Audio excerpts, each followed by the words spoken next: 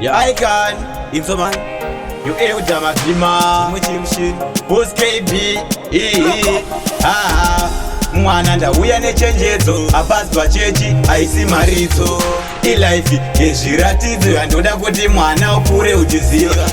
Mwanangu usavimbe nemunhu mulaifi mako wandinzwa mwanangu. Vanhu vese vaunotsekana vasi vese vanokuda mwanangu. Usavimbe nemunhu mulaifi mako wandinzwa mwanangu. Ndiwo mashoko angu. Usazorova mutoriro zviya zvekufurirwa nemagumbiro zviya mwana zvekuzonzvenga chikoro moswera pakona muchirova doro.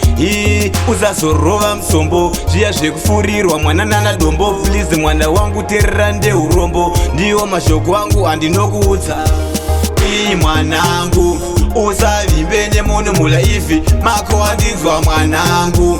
Vanhu vese vaunotsekana vasi vese vanokuda mwanangu.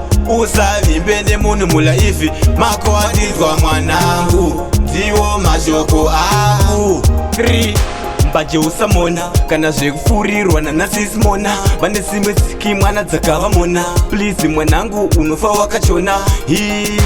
Wonditeerera mashoko angu mwana handinokuyambira. Iwayayaya handinokuyambira. Please mwanangu ndongotiteerera.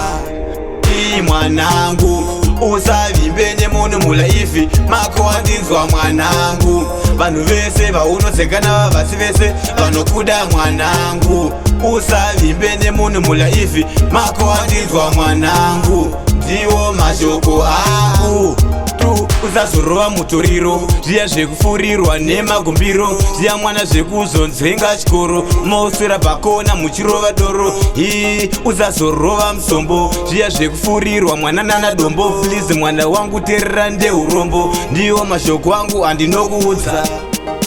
Mwanangu usavimbe nemunhu mulaifi mako wandinzwa mwanangu. Vanhu vese vaunotsekana vasi vese vanokuda mwanangu. Usavimbe nemunhu mulaifi mako wandinzwa mwanangu. Ndiwo mashoko angu. Mwanangu usavimbe nemunhu mulaifi mako wandinzwa mwanangu. Vese vaunotsekana vasi vese vanokuda mwanangu. Usavimbe nemunhu mulaifi mako wandinzwa mwanangu. Ndiwo mashoko angu.